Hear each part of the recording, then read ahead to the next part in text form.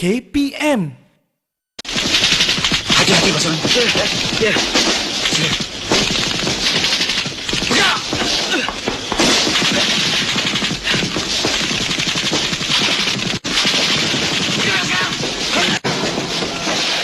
Assalamualaikum dan salam sejahtera. Apa khabar kawan-kawan saya? Anda sedang menyaksikan slot Menengah Atas di Didik TV KPM. Selama 1 jam ini, saya akan menemani anda. Kita akan belajar mata pelajaran sejarah untuk murid-murid tingkatan 4. Dan sebentar tadi, kita telah saksikan sedutan filem Bukit Kepong yang menunjukkan ancaman komunis di Tanah Melayu. Macam kita tahu, pihak komunis telah mengancam Tanah Melayu dan juga telah melakukan pelbagai tindakan sepertinya melumpuhkan ekonomi, merosakkan infrastruktur, mengancam keselamatan rakyat dan hingga adanya berlaku pertumpahan darah. Dan untuk hari ini, tajuk yang akan kita pelajari ialah ancaman komunis dan pengisytiharan darurat untuk bab 6. Jadi kawan-kawan di rumah boleh buka buku teks anda halaman 148. Jom kita belajar dengan guru penyampai. Kita saksikan terlebih dahulu profil beliau.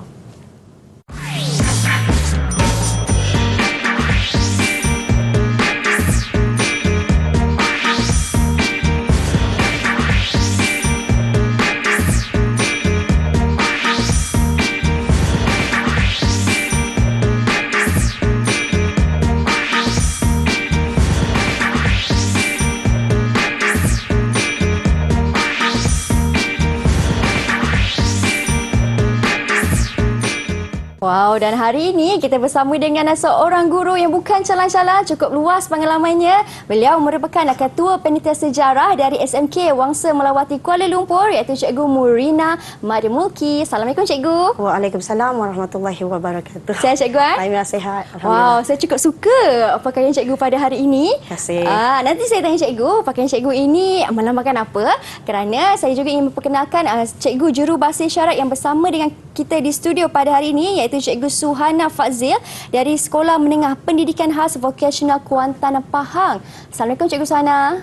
Sihat Cikgu Baik, terima kasih Cikgu kerana bersama dengan kami pada hari ini. Baiklah Cikgu Murina. Ya saya. Kita ada kawan-kawan di dalam talian, kawan-kawan baru saya lah. Sebelum saya memperkenalkan mereka Cikgu, pakaian Cikgu ini melambangkan apa Cikgu? Okey, ini adalah pakaian polis wanita pada tahun 1955. Okey, masa tu berlaku ancaman komunis kan. So kerajaan masa tu dia tetapkan satu pertubuhan lah polis wanita menjadi mata-mata khas pada masa itu. Wow, baiklah. Itu baru sikit menarik tajuk yang kita akan belajar pada hari ini. Jadi kawan-kawan saya di dalam talian dah siap sedia untuk belajar bersama? Siap sedia? Okey, jom Cikgu perkenalkan mereka terlebih dahulu. Silakan. Okey, Zikri lambai. Hai Zikri. Zikri, okey. Ini adalah murid cikgu, namanya adalah Muhammad Zikri bin Muhammad Nazri daripada kelas 5 Kemanusiaan 1. Okey, boleh panggil Zikri lah. Itu nama glamour dia. Okey, di sebelah Zikri pula Zati. Lambai sikit Zati. Hai Zati. Okey, ini Zati. Nama penuhnya adalah Siti Nurizati binti Muhammad Ali. Juga daripada kelas 5 Kemanusiaan 1.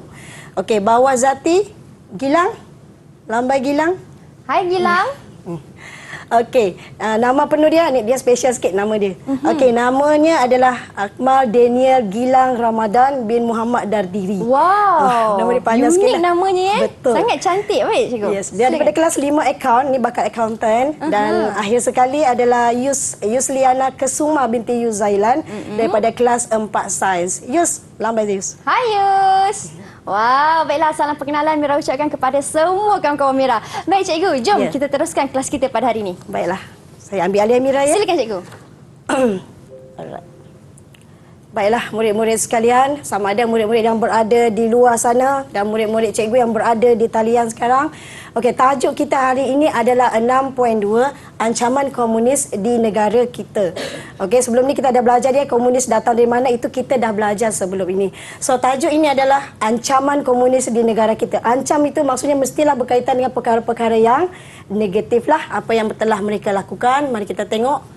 Okey, kenapa boleh muncul, kenapa tiba-tiba komunis nak buat ancaman terhadap Tanah Melayu secara langsung? Okey, dia bermula, Mira, apabila gerakan komunis antarabangsa ini mengadakan 2 persidangan di India, di Calcutta, India lah, buat persidangan dekat sana, dan persidangan itu ada 2 persidangan. Yang pertama adalah Kongres Belia Asia pada Februari 1948 dan satu lagi adalah persidangan Parti Komunis India pada bulan Mac sebulan selepas itu 1948. Okey, dan pada masa itu Parti Komunis Malaya telah menghantar wakil untuk hadir persidangan tersebut. Dan dalam persidangan tersebut, pengikut komunis mereka ni digesa untuk memperhebatkan lagi. Hebatkan lagi untuk perjuangan menentang imperialis. Tahu imperialis kan? Murid-murid tahu imperialis kan? Imperialis adalah penjajah. Okey, so bila dah hadir persidangan tersebut, maka Jawatankuasa Eksekutif Parti Komunis Malaya ini memutuskan untuk melancarkan penentangan bersenjata. Dan apa tujuan penentangan bersenjata itu adalah untuk melahirkan Republik Komunis Tanah Melayu. Okey, itu tujuannya lah. Okey, seterusnya. Okey, disebabkan mereka komunis tadi, disebabkan mereka nak lancarkan apa tadi Mira? Bersenjata tadi, okey, nak berjuang menggunakan senjata tadi, maka mereka telah bertindak membunuh 3 orang pengurus ladang Eropah. Okey, mereka bunuh dan salah seorang daripadanya tu ditembak mati daripada di atas meja dia tengah buat kerja, tembak mati. Okey, so disebabkan mereka membunuh 3 orang pengurus ladang tersebut, Sir Edward Jane mengisytiharkan darurat. Okey, pembunuhan tadi berlaku dekat Sungai Siput, Perak. So, memang darurat itu mulanya pada 16 Jun 1948 tu darurat itu diisytiharkan di situ saja. Dekat kawasan Sungai Siput itulah dengan Ipoh. Okey, dan pada hari esoknya pada 17 Jun 1948 undang-undang darurat tu telah dilaksanakan di negeri Perak dan di negeri Johor. Dan akhirnya undang-undang darurat itu dikuatkan di seluruh tanah Melayu. Dan secara rasminya pada 18 Jun 1948, okey, undang-undang darurat dikuatkuasakan dan secara rasminya usaha membantras komunis terus berjalan. Okey. So, apa tindakan komunis? Okey, tindakan komunis adalah mereka cuba untuk menggugat keamanan dan kestabilan negara walaupun undang-undang darurat dikuatkuasakan. Dia memang dah nekat. Okey, dia dah tak kisah. Apapun berlaku, kena juga lancarkan perjuangan bersenjata itu. Komunis cuba mencetuskan huru-hara. Dia cetuskan huru-hara tu ada tujuan dia. Supaya rakyat hilang keyakinan kepada pihak British. Dia cakap lah, pihak British pun tak mampu nak lawan komunis. Okey, so apa yang mereka buat adalah yang pertama melumpuhkan ekonomi, merosakkan infrastruktur dan mengancam keselamatan. Mira dah sebut tadi kan Mira? Ya, cikgu. Okey. Okey, seterusnya kita tengok melumpuhkan ekonomi. Okey, melumpuhkan ekonomi.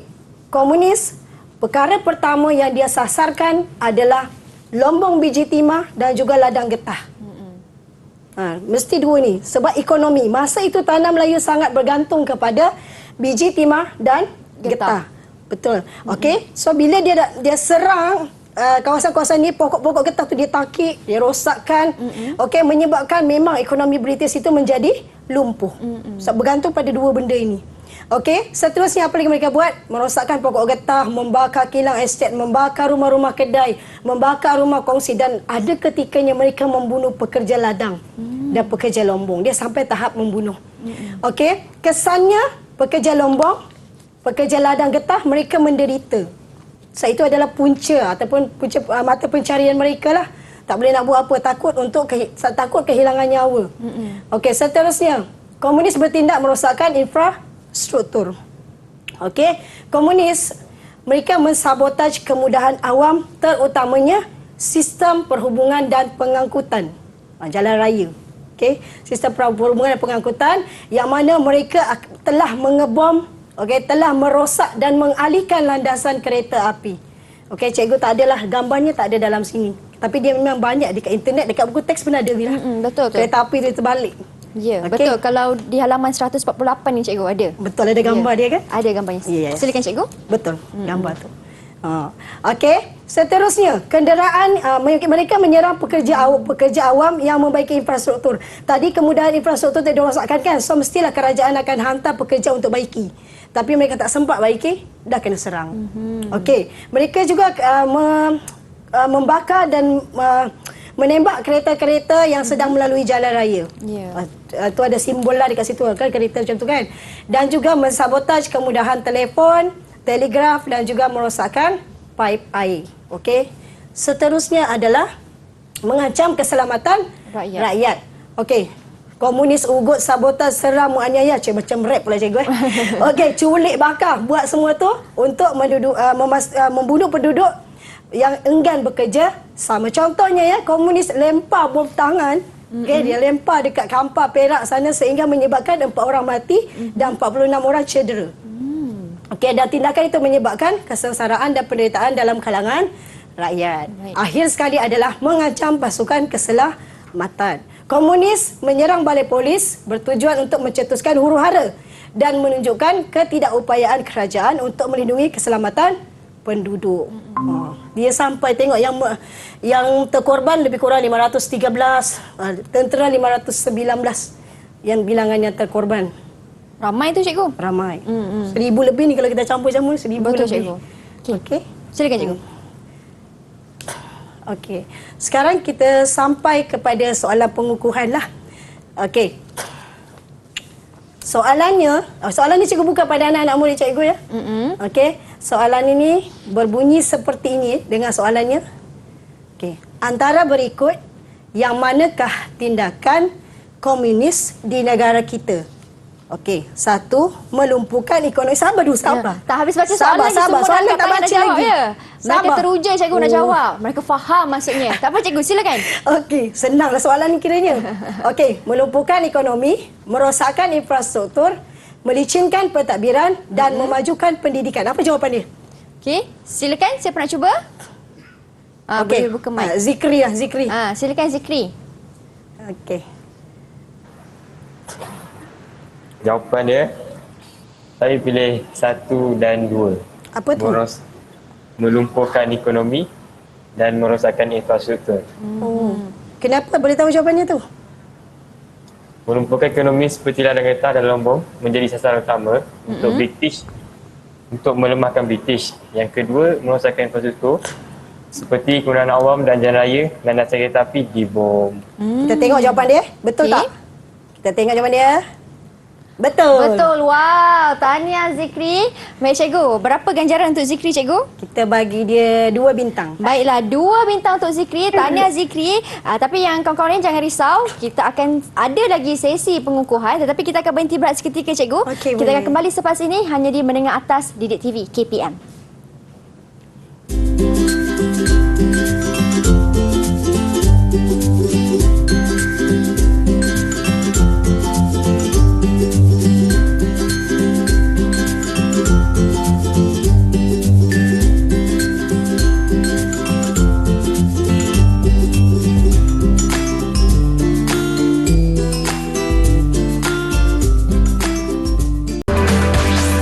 Didik TV KPM.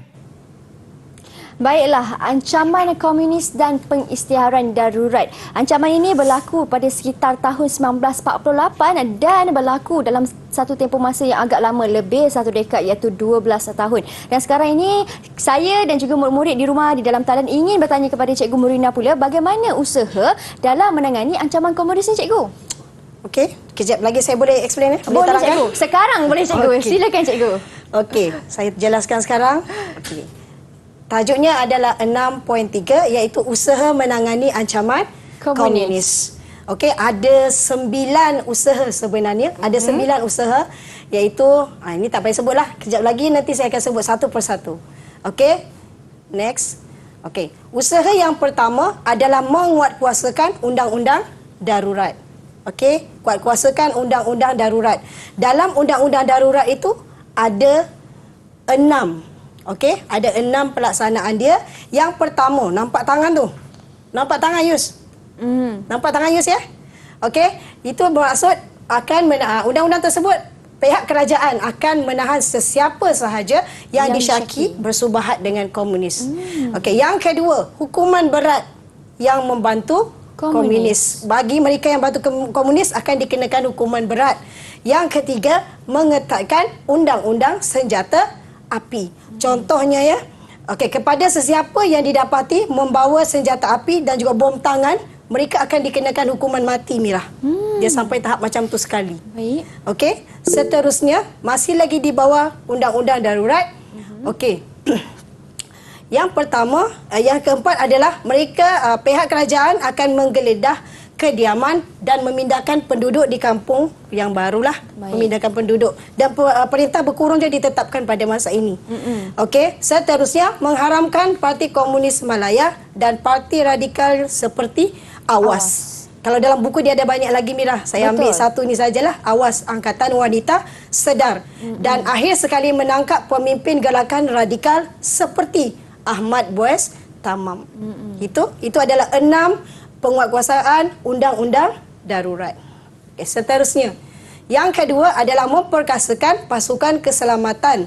Yang ada 3 ya, dalam ni ada 3. Pertama polis, tentera dan juga sukarelawan. Okey, polis, mari kita tengok polis. Okey, polis yang pertama adalah cawangan khas. Cawangan khas ni sebenarnya asalnya dia bukan bawa polis. Dia adalah telah diperkenalkan oleh Guy Maddox. Okey, yang mana dalam cawangan khas ni mereka menjalankan tugas-tugas risikan. Dia spy. Dia macam spy lah. Okey, yang mana ada ahlinya ni juga mereka menyamar sebagai komunis. Asalnya tadi mereka berdiri sendiri tapi akhirnya diserap masuk dalam polis sebagai cawangan khas dan mereka berjaya menyusup masuk dalam pertubuhan dalam organisasi PKM itu. So, dan mereka menyamar kan? Betul. Dia menyamar masuk dalam organisasi PKM dan menyebabkan rancangan untuk membantras komunis lebih mudah. Ada spy kan dalam grup tu kan. Okey, yang seterusnya adalah Special Constable. Okey, Special Constable ni nama pun special, dia istimewa sikit. Okey, mereka ini mengawal ladang dan menjaga lombong ketika rancangan BRICS diadakan. Sehingga dia punya ahli dia sehingga 24,000 orang. Wow, 24,000 orang. Ramai tak? Ramai, cikgu. Ramai ya? Kawan-kawan ramai tak kawan-kawan? Ramai. Aku sama cikgu. Baik, cikgu. Ya. Teruskan. Okey, seterusnya adalah polis hutan. Polis hutan menahan komunis. Tugasnya adalah memburu komunis, membuat rondaan, bawa bekalan makanan bukan kepada komunis, bawa kepada polis yang bertugas dekat hutan dan mereka menjaga kubu. Baiklah. Yang keempat adalah ini istimewa. Okey, iaitu Snowy Park. Okey, Snowy Park ni tugas mereka ni orang asli. Okey, mereka sangat mahir selok belok hutan. Okey, mereka mengesan tempat persembunyian komunis di dalam hutan. Dari segi bahasa Semai, okey, Snowy Park ini bermaksud orang perang. Perang pula. Orang perang. Okay, orang cikgu. berperang lah tu maksud dia. Okey, dan ahlinya terdiri daripada suku Snowy, Semai dan juga suku Temuan. Okey, seterusnya adalah polis wanita. Ini yang cikgu pakai sekarang ni ya. Ni anak-anak muda mesti terkejut. Cikgu tak pernah cikgu pakai macam ni kat kelas. Tak boleh lah. Kalau saya pakai kat kelas rasa tak belajar dah. Maksudnya cikgu pada tahun 1955 pakaiannya sama seperti ini? Ya, memang macam ini rupa dia. Baiklah. Cuma dia ikut pangkat lah. Kalau warna biru tu dia adalah pangkat lagi besar lah. Baik, cikgu. Okey, saya teruskan. Silakan. Okey, mereka adalah polis wanita yang pertama. Tugasnya adalah mata-mata khas saya dah sebut daripada awal tadi, Mira. Dan tugas dia sampaikan kerajaan memanggil Barbara D.R. Wentworth ni untuk melatih anggota baru dalam kalangan wanita ini menjadi mata-mata khas. Seterusnya adalah auxiliary police. Tugas mereka adalah mempertahankan bandar dan kampung. Okey. Okey tak? Macam mana? Baik. Macam mana kawan-kawan setakat ini untuk polis? Jelas ke atau ada soalan? Okey, cikgu. Nampaknya mereka jelas untuk polis, cikgu. Okey. Kita boleh teruskan untuk tentera pula. Baiklah, saya teruskan dengan tentera. Okey, tentera yang pertama adalah pasukan askar Melayu. Okey, tugas mereka adalah membantras gerila komunis dalam hutan. Ini semua kat hutan ya. Komunis ada beroperasi di dalam hutan. Okey, tugasnya contohnya ya, tentera darat ini mereka dilengkapkan dengan meriam. Okey, regimen askar Melayu diperbesarkan daripada 3 batalion menjadi 7 batalion. Okey, dan mereka menunjukkan prestasi yang cemerlang murid-murid. Okey, dalam memerangi komunis. Mereka berjaya menumpaskan anggota komunis dan telah memusnahkan banyak kubu operasi komunis. Masih lagi bawah tentera adalah pasukan askar Commonwealth. Okey. Dari Britain, Australia, New Zealand, India, Uganda, banyak lagi Mira kalau dalam buku tu. Ya, betul, Saya cikgu. sebut beberapa saja. Pada tahun itu 1954, 25,000 askar Britain, 10,000 askar Gurkha, 1 batalion askar Afrika, 1 batalion regimen Fiji telah ditempatkan di tanah Melayu. Tujuan dia satu je. Nak banteras Komunis. dia ada satu usaha membanteras komunis. Okey. Dan yang terakhir adalah Sarawak Rangers. Sarawak Rangers terdiri daripada orang Iban. Tugas mereka adalah menjejaki persembunyian komunis di dalam hutan ni dekat Sarawak lah. Mereka ni sangat mahir dalam selok belok hutan. Okey. So, Cogan kata Sarawak Rangers adalah agi hidup, agi ngelaban. Okey, maksud dia selagi hidup, selagi melawan. Okey Zikri? Boleh ni? Boleh hafal Boleh. ya? Agi hidup, agi ngelaban ya? Boleh saja korang Okey, seterusnya. Banyak kem dan markas komunis yang berjaya dimusnahkan oleh Sarawak Rangers. Okey, dan akhir sekali dalam pasukan keselamatan ada sukarelawan yang dikenali sebagai Home Guard. Saya kan Mira, kalau saya nampak ni wanita-wanita ni memegang senapang, saya rasa bangga. Betul, cikgu. Hebat. Itu menunjukkan betapa sebenarnya kaum wanita pun boleh ke hadapan, kan, cikgu? Betul. Silakan, cikgu. Okey, saya teruskan. Okey, mereka bertugas sebagai pasukan pengawal kampung. Dia tak pakai seragam. Okey, dia pakai baju kebaya tu pendek dan juga pakai kain batik je. Tapi pegang senapang M16. Boleh tahannya. Semangat juangnya tinggi, cikgu. Betul. Baik. Tujuan dia mengawal kampung, membantu menyekat bekalan, makanan dan mengamankan kampung serta melindungi pekerja lombong biji timah. Itu adalah peranan sukarelawan. Okey, yang ketiga, baru 3. Okey, pendaftaran kebangsaan dan juga kad pengenalan. Okey, ini sangat penting nak mengawal pergerakan komunis adalah dengan kad pengenalan. Maksudnya, siapa tak ada kad pengenalan tu, dia adalah komunis. Okey, kalau penduduk biasa yang ada kad pengenalan tu, dia adalah bukan komunis lah. Okey, so sebab tu pada masa tu umur 12 tahun kena daftarkan diri kepada pihak kerajaan untuk dapatkan kad pengenalan. So pergi mana-mana pun kena bawa kad pengenalan tersebut. Baik. Dia sampai tahap macam itulah. Sampai sekarang pun dia guna pakai. Betul. Cikgu, Umur pun sama kan, 12 Yeah. tahun kan. Okey, yang keempat, rancangan BRICS. Okey, rancangan ni dinamakan BRICS sebab dia punya orang yang bertanggungjawab menguruskan dia adalah Lord BRICS lah. Okey, langkah ini sangat penting, dia sangat berjaya. Sebenarnya nak hapuskan komunis tu, so mereka berada dekat hutan. So mereka ni sangat memerlukan bekalan makanan, ubat-ubatan, senjata semua tu daripada orang-orang atau penduduk yang berada di pinggir kawasan hutan tu. Okey, so rancangan BRICS, apa yang dia rancang adalah buat satu kampung baru, pindahkan semua penduduk yang berada dekat pinggir hutan tadi ke kawasan tersebut. Okey, tujuannya adalah bagi memutuskan hubungan PKM dengan Min Yuen itu. Apa itu Min Yuen? Min Yuen itu adalah tugas dia adalah membekalkan makanan, senjata, ubat-ubatan itu kepada komunis. Tapi bila dah buat rancangan BRICS, buat dah kampung baru ni, dia dah susah. Sebab kampung baru tu dia lengkap dengan kemudahan semua, dan yang paling penting diletakkan kawat berduri. Pagar dia ada letak kawat berduri, so tak senang nak keluar. Baik. Okey, itu adalah rancangan BRICS. Yang kelima, tawaran pengampunan. Okey, diberikan pengampunan kepada pihak komunis yang nak menyerah diri. Okey, ini adalah Sir Henry Gurney lah, yang mana dia isytiharkan pengampunan ini kepada komunis supaya dia serah diri. Bermula pada 8 September 1949. Okey, apa langkahnya? Yang pertama melalui radio. Kan, Radio Malaya. Radio dulu memang sangat berkesan ya. Okey, bagi tahu apa syarat-syarat pengampunan. Seterusnya poster ditampal merata-rata. Baiklah. Okey, 40 juta risalah, 12 juta pas pengampunan dalam 3 bahasa. 3 bahasa, Melayu, Cina dan India diedarkan, dan pengedaran risalah melalui pengangkutan udara. Memang dia banyak. Kalau kita nampak banyak video ni kat YouTube pun berlambak lah. Ya, betul, cikgu. Banyak sangat dia bagi terbang macam tu je lah. Yeah. Okey, iklan dan wayang gambar. Okey, juga digunakan untuk inilah tawaran pengampunan kepada pihak komunis. Baik cikgu, tadi kan cikgu ada sentuh tentang pasukan keselamatan terbahagi kepada 3 iaitu polis, tentera dan juga sukarelawan. Betul. Kalau untuk polis pula di bawahnya ada special constable, iaitu SC. Mengapa SC ini digelar sebagai barisan hadapan cikgu? Okey. Mira ingat tak tadi masa awal-awal tadi tindakan komunis yang first sekali, yang pertama sekali, ingat lagi tak dia buat apa? Okey cikgu. Dibuat apa cikgu? Okey, dia melumpuhkan ekonomi. Melumpuhkan ekonomi. Ingat tak tadi Zikri? Okey. Kan?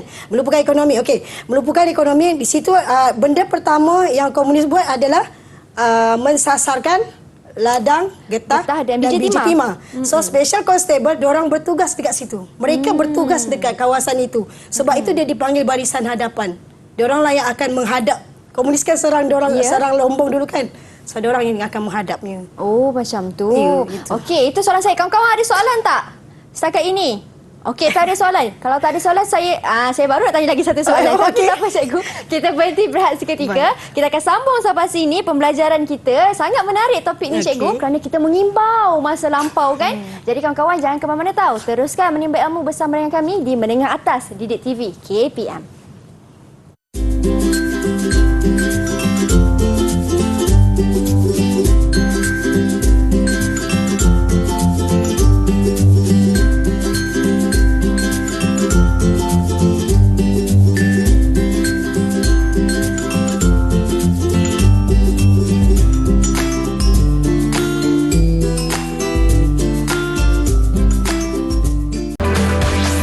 Didik TV KPM. Baik, selamat menimba ilmu bersama dengan kami. Kawan-kawan saya dalam talian senyap je tadi. Saya nak tanya terlebih dahulu Siti, Yusliana, Zikri dengan lagi seorang Akmal Daniel. Setakat ni jelas ke penjelasan cikgu? Boleh ikut ke? Kalau boleh ikut, buat macam ni sikit. Thumbs up. Bukan thumbs up je. Love pun dibagikan. Okey, hebat. Jadi cikgu, kita teruskan dengan usaha menangani ancaman komunis dengan 4 langkah yang baru pula. Sini cikgu. Okey, kita masuk ke langkah yang seterusnya, langkah ke-6. Okey, langkah ke-6 adalah kempen Bulan Rakyat Menentang Penjahat. Okey, pada 22 Disember yang mana Majlis Perundangan Persekutuan telah mengisytiharkan kempen ini. Okey, jika kita lihat daripada awal tadi dia banyak kepada perancangan kerajaan melibatkan pasukan keselamatan. Kali ini menggunakan khidmat daripada penduduk. Okey, dengan cara menggunakan kempen. Okey, so penduduk diseru untuk mendaftarkan diri secara sukarela, tapi memang ramai ya nak jadi sukarelawan. Tengok dia sehingga seramai 435,000 lebih orang. Okey, terdiri daripada lelaki dan perempuan. Dia bukan lelaki sahaja, perempuan pun dia sangat bersemangat juga untuk menyertai kempen ini, termasuklah golongan-golongan yang profesional. Okey, dan kempen ini berjaya melibatkan rakyat berbilang kaum. Okey, itu menunjukkan mereka dah mula bersatu dengan matlamatnya yang sama, iaitu menentang komunis. Kempen ini juga menggalakkan interaksi dan mula menunjukkan hubungan antara kaum itu dirapatkan. Baik. Okey. Seterusnya, perintah berkurung. Okey, sebelum itu ada sesiapa tak anak-anak murid cikgu tahu tak apa maksud perintah berkurung? Siapa tahu berkurung? Yang ingin kongsikan apa perintah berkurung? Tahu. Ni stay home lah kan? Kita pernah rasa ni perintah berkurung. Bila kita rasa? Suatu pandemik dulu cikgu. Betul Mira. Okey. Yang pandailah Mira ni. Ada yang nak kongsikan? Silakan.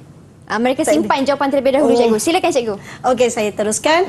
Okey, perintah berkurung. Apa itu perintah berkurung? Dia adalah satu perintah melarang penduduk keluar daripada rumah dia dalam tempoh tertentu. Tujuan dia, okey, bagi memudahkan pasukan keselamatan menjalankan operasi yang lebih berkesan. Contohnya yang berlaku pada tahun 1951 di Labis Johor. Okey, dan perintah berkurung ini juga telah dikenakan kepada penduduk yang enggan bekerjasama membantras komunis. Okey, ini berlaku dekat Tanjung Malim. Okey, penduduk Tanjung Malim, mereka dikenakan tindakan berkurung selama 22 jam. Ya, murid-murid di luar sana lama ya 22 jam. Tak boleh keluar langsung, duduklah di rumah tu 22 jam. Pasukan keselamatan sibuk mencari pihak-pihak komunis itulah. Okey, mereka dikenakan berkurun 22 jam untuk mengelakkan mereka berhubung dengan komunis. Kenapa ini berlaku? Kenapa Tanjung Malim? Okey, sebabnya tindakan ke atas Tanjung Malim ini berlaku apabila 40 orang komunis menyerang sekumpulan pekerja yang sedang membaiki paip air. Mereka diserang. Kesannya telah mengorbankan 12 nyawa. Okey, dan masa polis buat siasatan tu mereka tak peroleh sebarang maklumat daripada penduduk di situ. So dikenakan tindakan berkurung. Okey, dan sejerat Templar akhirnya tiba di Tanjung Malim memaklumkan penduduk kepada sesiapa yang enggan berikan maklumat akan dikenakan hukuman. Okey, seperti yang dikatakan tadi lah, penguatkuasaan undang-undang darurat tadi. Okey, seterusnya yang ke-8 adalah perang saraf. Perang saraf adalah satu perang, dia bukan perang guna senjata ya, tapi dia adalah perang melalui memujuk rakyat, menawan hati rakyat. Psikologi lah, cikgu. Yes, betul. Psikologi, betul. Okey, yang mana rakyat ini ditawan hatinya, dipujuk untuk membantu kerajaan melibatkan diri dalam usaha membantras komunis. Okey, yang pertama dalam perang saraf adalah mengadakan lawatan. Ada 7 ya, dalam perang saraf ada 7 lagi. Cikgu akan jelaskan. Cikgu tak payah sebut yang ni, cikgu akan jelaskan dekat sini satu persatu. Okey, yang pertama mengadakan lawatan. Masa tu Sir Gerald Templar, bersuruhjaya tinggi British pada masa itu, mendampingi rakyat. Faham ya masa mendampingi murid-murid? Okey, jumpa rakyat, tanya, ada masalah tak? Ada apa-apa yang boleh dibantu? Okey, dan minta pandangan. Okey, apa pandangan rakyat? Dan sebanyak 122 lawatan telah Gerald Templar buat ke banyak tempat seperti sekolah, okey, pondok-pondok polis, dispensary. Okey, dia ditemani juga oleh isterinya. Okey, telah mengadakan 20 lawatan ke Kampung Baru dan Kampung Melayu. Malahan isteri dia sendiri pun bagi sokongan. Dia menubuhkan cawangan Palang Merah, Pandu Puteri dan juga pusat komuniti. Okey, dalam perang saraf yang kedua melonggarkan syarat kewarganegaraan. Nampak ya murid-murid? Okey, sebelum ni tanah Melayu adalah orang Melayu. Okey, dia punya penduduk adalah orang Melayu. Sekarang dah ada orang Cina, dah ada orang India. So kerajaan British melonggarkan syarat kewarganegaraan itu. Kesannya, okey, sebanyak 12 juta orang Cina dan 180,000 orang India telah layak menjadi warga negara. Okey, yang ketiga mengadakan pilihan raya Majlis Perundangan Persekutuan. Pilihan raya ini diadakan dengan tujuan untuk menggalakkan penduduk bukan Melayu terlibat dalam politik. Dan pada masa yang sama kerajaan pun dapat sokonganlah untuk menentang komunis. Yang keempat menawarkan hadiah wang tunai. Okey, ditawarkan kepada penduduk sesiapa saja yang dapat menangkap atau memberikan maklumat tentang gerila komunis. Okey, contohnya lah, sesiapa yang berjaya tangkap Chin Peng, sama ada Chin Peng tu hidup ataupun mati, maka akan diberikan hadiah sebanyak $250,000. Dia sampai tahap macam tu. Okey, yang kelima memenangi kepercayaan orang asli. Yang murid-murid, okey, kenapa orang asli? Orang asli mereka sangat mahir. Okey, selok bela hutan adalah dekat tangan dia. Betul. Dia tahu. Okey, so Templar berusaha memenangi kepercayaan orang asli untuk menyokong kerajaan dalam usaha menghapuskan komunis. Templar dia sampai mendirikan 14 buah kubu yang dilengkapi dengan pelbagai barangan keperluan pendidikan dan juga perlindungan. Tujuan dia nak menarik minat orang asli tadi. Baik. Okey, yang keenam memajukan perkhidmatan penerangan. Okey, tujuan dia adalah supaya dapat sokongan penduduk tempatan. Seperti yang kita tahu, kita sekarang pun kita dengar radio. Kan? Sama juga dulu. Okey, so itulah tujuan dia, dimajukan perkhidmatan itu supaya rakyat penduduk tahu apa yang berlaku. Okey, dan dalam masa yang sama kerajaan cuba tarik untuk penyertaan penduduk menangani komunis. Okey. Jabatan Penerangan dan Perkhidmatan Radio Malaya juga dijadikan medium yang menimbulkan kesedaran masyarakat agar menyokong kerajaan membantras komunis. Okey, jabatan juga bertanggungjawab menyebarkan risalah anti-komunis kepada masyarakat. Okey, seterusnya memperkenalkan kawasan hitam dan kawasan putih. Okey. kalau saya tanya Mira boleh? Silakan cikgu. Okey, kalau kita tengok kawasan hitam, kawasan putih, nampak beza tak Mira? Nampak cikgu? Hitam, putih. Agak-agak hitam ada komunis atau putih yang ada komunis? Saya rasa mungkin hitam yang ada komunis cikgu. Pandai. Okey, hitam. Kita boleh agak sendirikan. Kawasan hitam maksudnya adalah kawasan yang mempunyai komunis. Ahlinya komunis. Kawasan putih bebas daripada ancaman komunis. Okey, kita tengok pada tahun 1954, Melaka, Terengganu, Kedah, Polis Negeri Sembilan telah diisytiharkan sebagai kawasan putih. Okey, mereka bebas, tidak ada komunis. Baiklah. Okey, kita sampai ke langkah yang terakhir, iaitu rundingan baling. Kenapa namanya baling? Sebabnya rundingan ini diadakan di Sekolah Inggeris Baling Kedah. Okey tak? Anak-anak murid cikgu okey tak? Senyum-senyum. Okey cikgu, maka okey, kita fokus. Wakil Persekutuan Tanah Melayu adalah Tunku Abdul Rahman, Tan Cheng Lock dan David Marshall, dan wakil PKM atau Parti Komunis Malaya adalah Chin Peng, Rashid Maidin dan Chen Tian. Mereka ini bertemu dekat sekolah Inggeris tadi, berbincang. Okey, apa yang perlu dilakukan. Okey, masa dalam rundingan tersebut, okey, wakil daripada pihak kerajaan iaitu Tunku Abdul Rahman, beliau mengharapkan agar Parti Komunis Malaya itu dibubarkan. Okey, diminta mereka meletakkan senjata dan menyerah diri. Itu adalah daripada permintaan daripada Tunku Abdul Rahman lah. Tetapi Chin Peng dia berikan syarat. Okey, kami boleh menyerah diri dengan syarat PKM atau Parti Komunis Malaya itu diakui sebagai parti politik yang sah. Tunku Abdul Rahman dia memang enggan, dia memang tolak permintaan itu. Baik. So rundingan ini Gagal. gagal. Baik cikgu, tadi cikgu ada sentuh tentang Chin Peng kan? Betul. Sebenarnya siapa individu Chin Peng ni cikgu? Chin Peng ini sebenarnya dia asalnya sebelum dia jadi ketua, dia adalah bekas Setiausaha Agung Parti Komunis Malaya. Dan kemudian dia menjadi ketua. Ketua Komunis Malaya. Dia sebenarnya orang Malaysia, orang tanah Melayu.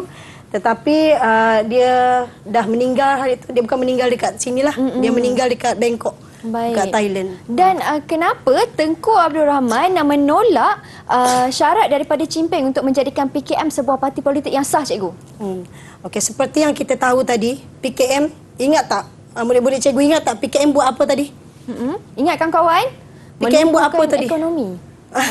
Betul cikgu Okey, nak dengar suara lah, Itulah, tak dengar suara pun. Okey, silakan Izzati. Ingat tak PKM buat apa? Merosakkan infrastruktur. Merosakkan infrastruktur. Dia ada membunuh orang tak PKM ni? Ada. Ada. Memang ada juga dia bunuh. Okey, so macam ni. Terima kasih Sati. Terbaik. Okey, so macam ni. Tunku, bila PKM, kiranya sejarah lampau dia PKM ni dah banyak sangat bunuh. Bunuh pekerja lah, bunuh pasukan keselamatan, bunuh penduduk rakyat. Lepas tu, PKM minta pula mereka diiktiraf sebagai parti politik yang sah.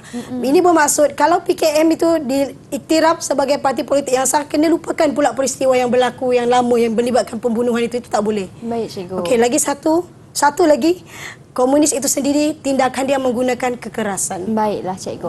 Baik, tidak boleh. itu soalan daripada saya. Pastinya cikgu pun ingin menguji kawan-kawan yang sedang di dalam talian sekarang. Silakan cikgu dengan soalan pengukuhan. Okey, anak-anak murid cikgu yang berada dalam talian.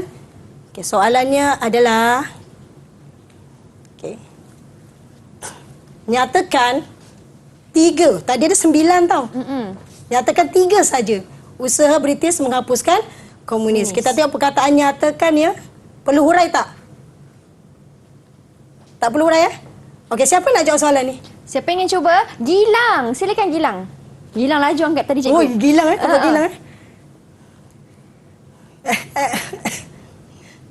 Sengih ni. Menyatakan 3 usaha British menghapuskan komunis. Okey. Pada pendapat saya, 3 usaha British adalah, salah satunya adalah penguatkuasaan undang-undang darurat, perintah berkurung dan pendaftaran kebangsaan dan kad pengenalan diri. Okey, itu 3 kan Saya Gilang rasa kan? lah. Betul Gilang. Kita bagi dia bintang Mira boleh? Berapa cikgu bintang? Bagi dia 3 bintang. Wah, 3 bintang. Tahniah Gilang. Baik cikgu. Itu untuk Gilang. Ada soalan berikutnya cikgu? Okey. Soalan yang berikutnya. Okey, sebelum itu. Ini cikgu. Jawapan lupa nak tunjuk. Okey. Ini adalah jawapan dia. Ini yang 3 sahaja ya. Yusliana, rasa boleh sebut lagi 3 tak? Yang Gilang dah sebut, darurat dah sebut. Apa lagi tadi? Pasukan keselamatan dah sebut. Apa lagi yang Gilang tak sebut? Yus boleh sebut? Silakan Yus. Okey. Silakan Boleh Yus. sebut lagi 3. Pemerkasaan pasukan keselamatan. Ya. Pemerkasaan pasukan keselamatan yang pertama. Lagi. Yang kedua, rancangan BRICS. Ya, betul. Yang ketiga, rundingan baling.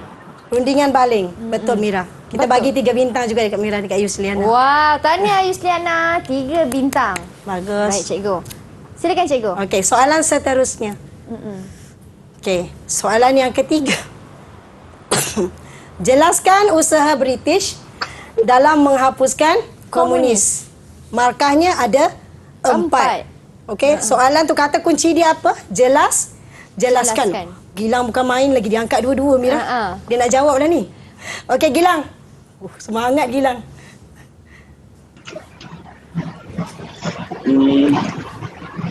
Sir British menghapuskan komunis adalah salah satunya adalah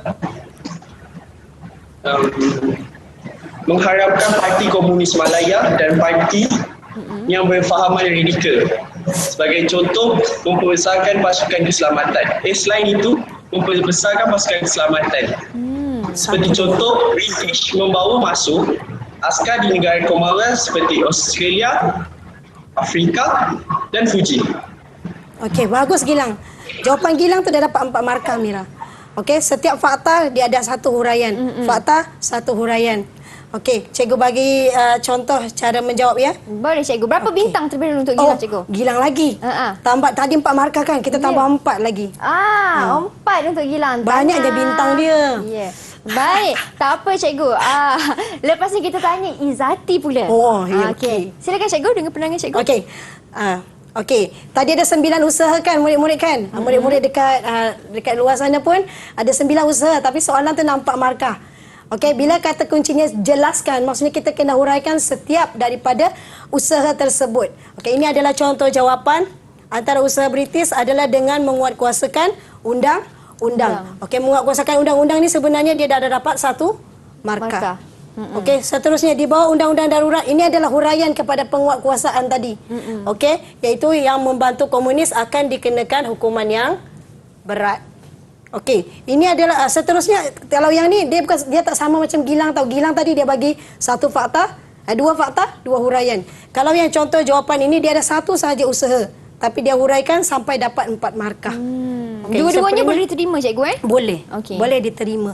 Okey, tengok siapa yang bawa senjata api akan dikenakan hukuman mati. Lepas tu menahan sesiapa sahaja yang bersubahat dengan pihak komunis. Maka dapatlah markah yang penuh. Baiklah, itu dia penjelasan daripada Cikgu Murina tentang usaha menangani ancaman komunis. Tahniah dan syabas lebih dahulu kepada kawan-kawan saya dalam talian berjaya kumpul bintang. Izati, selepas ini kita akan uji pula pemahaman Izati. Jangan risau, kita akan berhenti berehat seketika.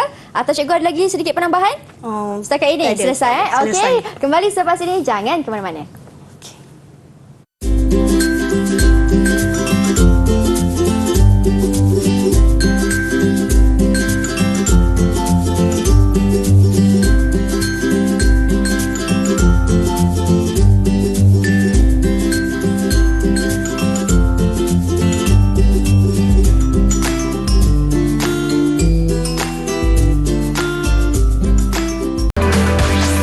Didik TV KPM.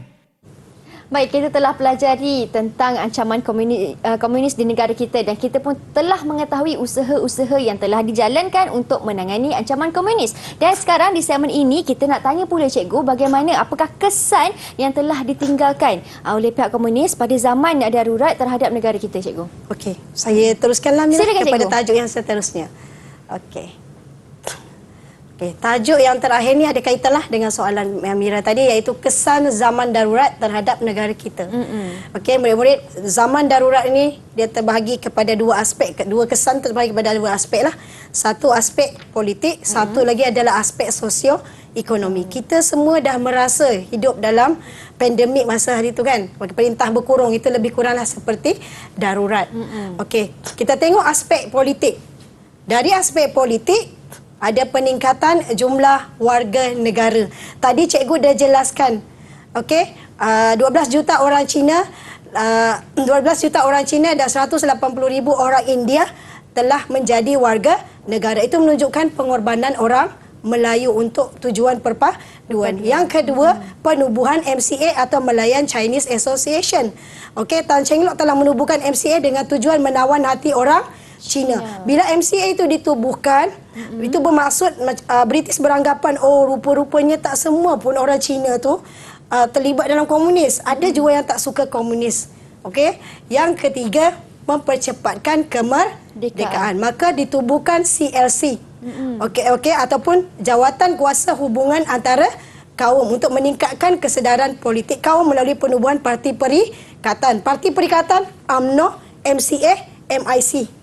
Okey, gabungan. Kalau ikutkan sekarang dia Barisan Nasional orang sebut. Sejak dulu panggil Parti Perikatan. Baik, cikgu. Okey, kemenangan Parti Perikatan ini meyakinkan British bahawa PTM sebenarnya dapat menewaskan komunis melalui perpaduan. Okey, dari segi aspek sosioekonomi, meningkatkan kos perbelanjaan. Okey, banyak sangat kos yang digunakan. Anggaran kos purata darurat adalah sebanyak 250,000 hingga 300,000 dolar. Okey, dan kerajaan telah membelanjakan sebanyak 10 juta dolar sebulan. Okey, atau 120 juta setahun bagi membantras komunis. Perbelanjaan 7 juta juga digunakan untuk pembangunan dekat Kampung Baru yang dipindahkan penduduk pinggir hutan tadi ke dalam kawasan Kampung Baru. Ini adalah rancangan BRICS lah. Okey, dan penderitaan. Penderitaannya yang pertama, bila ladang dan lombong jadi sasaran, maka ekonomi terjejas. Bila ekonomi terjejas, makanan tak ada, hidup penduduk mula susah. Okey, bekalan makanan dah susah, harga melambung-lambung, harga dia tinggi. Peniaga, pengusaha kebun semua jadi sasaran peras ugut lah masa tu. Semua kena ugut. Nak dapatkan wang, sebab apa? Komunis nak dapatkan wang dan makanan daripada penduduk. Okey, bila gagal je penuhi apa yang komunis nak, maka akan berlakulah mungkin pembunuhan, nyawa terancam, so terpaksa bagi. Okey, penduduk je suka bergerak dan susah dapatkan bekalan-bekalan barang-barang keperluan, tidak dapat jalankan kehidupan seharian dengan bebas. Mereka terpaksa berkurung. Okey, catuan bekalan makanan menyebabkan kebergantungan kepada ubi kayu, keledek dan jagung. Dia dah macam sama seperti zaman Jepun pula. Kena tanam sendiri. Betul. Okey, dan merenggangkan hubungan kaum. Okey, Kampung Baru didominasi oleh kaum tertentu. Okey, iaitu kaum-kaum Cina ini dikumpulkan di kawasan yang sama, manakala kaum yang lain berada di kawasan pertempatan yang lain. Okey, dan pertempatan baharu ini dilengkapi dengan prasarana. Dia ada banyak kemudahan, bekalan air, bekalan elektrik, dan sehingga menyebabkan dia berkembang menjadi bandar. Kampung Baru tadi.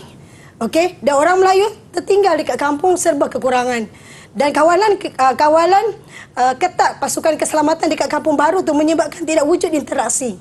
Dia sampai tahap macam tu, Mira, tak boleh nak bersosial dengan orang lain. Okey, dan ini menyebabkan hubungan antara kaum semakin renggang. Dan akhir sekali, of course lah, sudah tentunya adalah jumlah korban darurat. Okey, ramai yang terkorban lah. Anggota keselamatan, kita tengok polis ada 513, tentera 519. Okey, orang komunis pun ada juga yang terkorban dan juga orang awam. Dan darurat sebenarnya menyebabkan penderitaan dan kesengsaraan kepada penduduk Persekutuan Tanah Melayu. Okey, dan akhirnya setelah banyak usaha yang dijalankan, darurat pun ditamatkan. Baik, cikgu. Itu tentang darurat. Sekarang ni tiba masa kita nak menguji murid-murid ke cikgu? Okey. Okey. Jom cikgu. Saya dah tahu dah siapa. Cikgu dah tahu siapa cikgu? Kita nak panggil. Ada seorang yang tak jawab tadi. Dipersilakan. Izzati. Apa soalannya cikgu? Jeng. Okey. Soalannya adalah Boleh cikgu, saya bacakan soalannya cikgu. Okey. Baik, soalannya, huraikan 2 kesan darurat ke atas negara kita. 6 markah. Silakan Izzati. 2 kesan darurat ke atas negara kita dari aspek politik ialah peningkatan jumlah kewarganegaraan. Satu. Kerajaan melonggarkan syarat kewarganegaraan ini kerana bagi menunjukkan pengorbanan orang Melayu terhadap kaum lain bagi mewujudkan perpaduan. Okey, itu dah 3 markah Mira. Okey, teruskan. Teruskan Izzati. Selain itu, terdapat juga kesan sosioekonomi, aspek sosioekonomi. Aspek sosioekonomi ialah meningkatkan kos perbelanjaan kerana kerajaan terpaksa mengeluarkan $10 juta sebulan dan 120 hingga $120 juta setahun untuk membanteras komunis. Okey, bagus jawapan dia Mira. Lengkap. Wow. Dapat penuh markah ni. Hebatlah Izzati. So kita bagi dia 6 bintang Mira. Boleh. 6 bintang untuk Izzati. Tahniah. Baiklah cikgu. Silakan Okey. cikgu. Ini adalah contoh jawapannya. Okey. Baik cikgu. Yang Izzati punya jawapan pun betul juga. Okey, tapi ini adalah contoh jawapan. Yang cikgu gelapkan tu adalah faktanya. Baik, cikgu. Markah itu dapat dekat situ. Ya. Nak saya baca ke Mira? Tak apa cikgu. Boleh? Saya kira kawan-kawan di rumah dah baca dah. dah baca. Mungkin ada yang sempat ambil gambar. Jom kita tengok soalan yang seterusnya cikgu. Soalan yang seterusnya. Soalan yang berikutnya. Ini saya bacakan ya. Okey. Apakah kepentingan sikap berhati-hati dalam menghadapi anasir luar? Siapa cikgu? Mereka yang patuhan ni. Silakan cikgu. Ni kita bagi pada setiap orang kot Mira. Boleh. Okey, kita anggap ni 4 markah ya Mira. So kita ada 4 orang murid yang berada dalam talian. Okey, seorang-seorang kita tanya. Okey, Zati dulu. Nak tambah markah lah tu Gilang tu. Silakan Izzati. Silakan Zati. Bagi 1 je. Okey, antara kepentingan sikap berhati-hati dalam menghadapi anasir luar ialah menstabilkan politik negara. Betul, 1 markah. 1 bintang lah untuk dia. 1 bintang untuk Izzati. Tanya seterusnya. Okey lagi? Terima kasih. Siapa lagi? Zikri. Silakan Zikri. Zikri.